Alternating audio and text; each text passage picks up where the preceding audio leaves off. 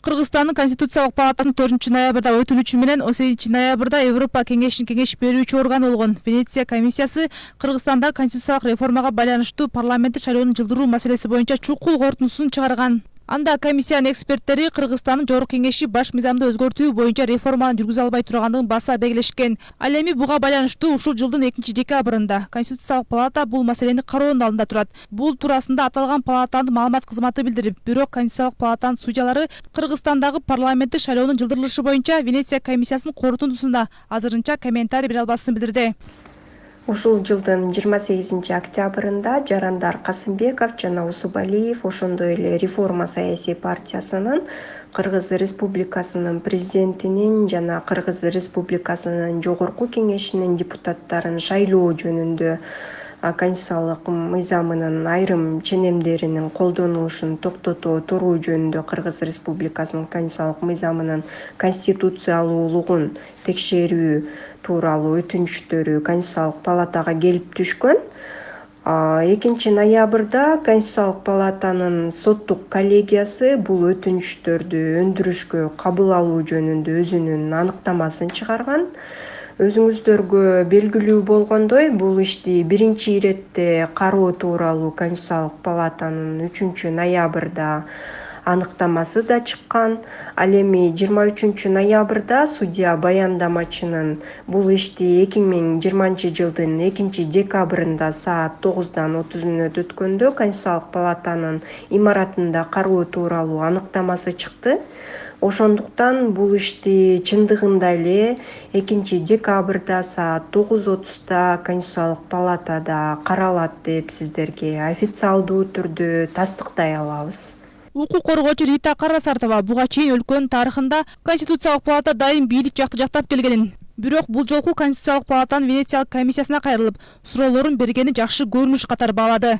Мындан улам Карасартова Конституциялык палатанын чечими бүгүнкү күндө Кыргызстан үчүн өтө маанилүү экенине токтолду. Конституциялык палата дайым биздин тарыхта бийлик жакты ырдап келген. Убагында Чолпон Баекова эжебиз өзү иштеп аткан конституцияны конституциялык эмес деп чыгарган күндөрү дагы биз көргөнбүз. Ошол нерсебиз бар, бирок коом өсүп атат. Конституциялык палата дагы ошо Венецианский комиссияга өзүнүн корутундуларын, суроолорун бергени бул да жакшы көрүнүш. Мен айбыдан ишенгим келип атат. Ушунда ошо Венецианский комиссиянын корутундусун эске алып туруп, мыйзамдуу чечим чыгарып берет. Жок, бул конституцияга туура келбейт.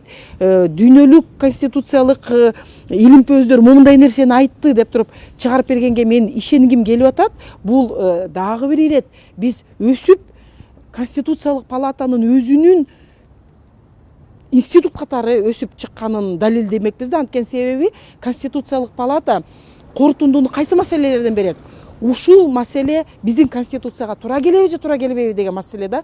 Ошон үчүн бүгүнкү күндө алардын чечими абдан Кыргызстан туура жол менен кетип баратабы, мыйзамдуулукту сактайбы, аны сыйлайбы, мыйзамдуулуктун аркасынан өзүнүн жумушунан да кетип калса да ошого турабы деген маселе туруп атат да. Ал эми Рита Карасартова бул жолу эгерде Конституциялык палата Венеция комиссиясынын корутундусун четке кагып, саясий кызыкчылыктардын негизинде чечим чыгара турган болсо, анда Конституциялык палатанын Кыргызстанга кереги барбы деген чоң маселе жараларын баса белгиледи. Венецианский комиссиянын корутундусун четке кагып коюп, ооба мындай болду, саясий кызыкчылык үчүн бул мындай деп айта баштаса, анда Конституциялык палатанын бизге кереги барбы деген маселе, чоң маселе туулат да. Анткени себеби Конституциялык палата Конституциянын бүгүнкү иштеп аткан Конституциянын беренеси менен кандай болуш керек, жооп берип туруш керек да. Эч кандай саясий ситуацияларга карабай. Ошон үчүн бул абдан маанилүү институт, абдан маанилүү сот. Биз ошого ишенишибиз керек.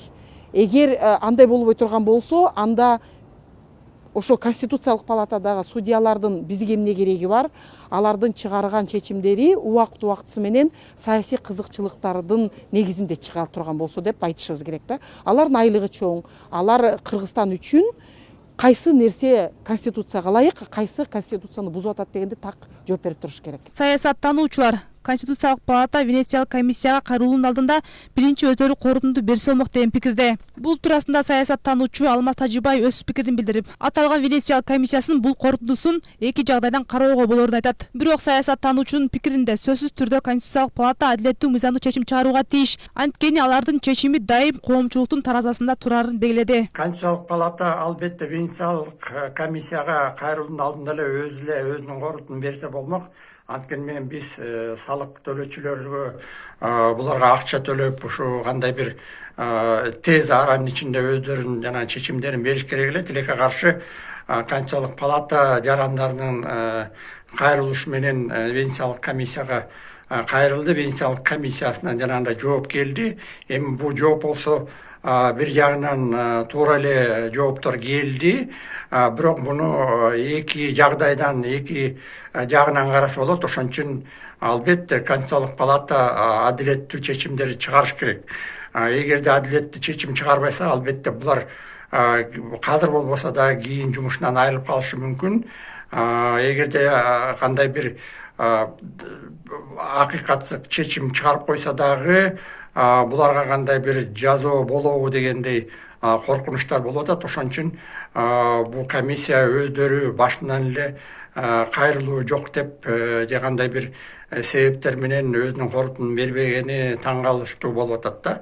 Албетте сот системасына Конституциялык палатага чечими негизи бул сунушпа катары эле берет.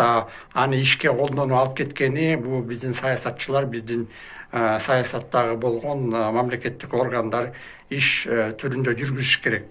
Негизи Конституциялык палатанын дагы бир жолу айткендем, бул кеңешме катары эле колдонот. Ошон үчүн азыр бу жерде Конституциялык палатанын кесиптүү юридикалык жактан ошолордун деңгээли кандай бир тарада да турат. Элдин астында биринчи юристтердин арасында, кыргыздын юрист коомчулугунун арасында турат. Ошон үчүн бул жалпы эле эл эмес, ошо негизги юристтер дагы күтүп жатат, ошондой кандай адилеттүү чыгабы чыкпайбы.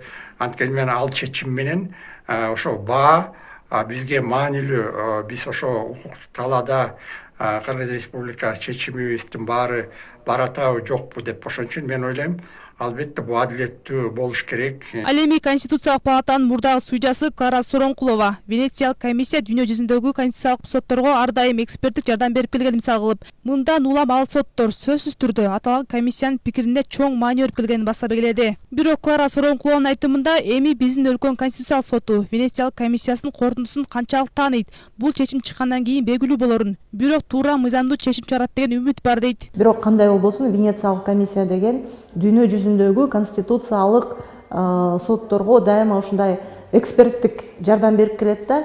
Анан дүйнө жүзүндөгү конституциялык соттор сөзсүз түрдө Венециялык комиссиянын пикирине мындай маани берет, чоң маани берет. Жана өзүнүн чечимдерине дагы ошол немелерге таянат да, Венециялык комиссиясынын корутундусуна таянат. Анан биздин конституциялык сот канчалык тааныйт Венециялык комиссиясынын авторитетин, аны чечим чыккандан кийин белгилүү болот. Буга улай эле Конституциялык палатанын мурдагы суйжасы буга чейин Конституциялык палатага чоң бир тарыхый миссия жүктөлүп, бул Конституцияны коргоп жана дайыма мыйзамдуу чечим чыгарат деп үмүт болгонун. Бирок тилекке каршы Конституциялык палата бул тарыхый миссиясын аткара алган жок деп сынгалды. Ошол себептен сөзсүз түрдө басым болот. Бирок ушул күнгө чейин Конституциялык палата бийликтегилерге, президенттерге туруштук берген мезгил болгон учурду көрө элекмин мен чынындачы. Туруштук бере албайт. Анткени Конституциялык палатанын судьялары өздөрүнүн кызмат орду жөнүндө ойлойт, өздөрүнүн кызыкчылыгы жөнүндө ойлойт. Чынында бул абдан маанилүү орган. Эгерде саясатчылар баш мыйзамда көрсөтүлгөн чектен чыгып баратса, ошолорду токтоткула деген орган бул Конституциялык палата да. Бирок тилекке каршы булар дайыма ошол саясатчылардын эрки менен болуп келатат да.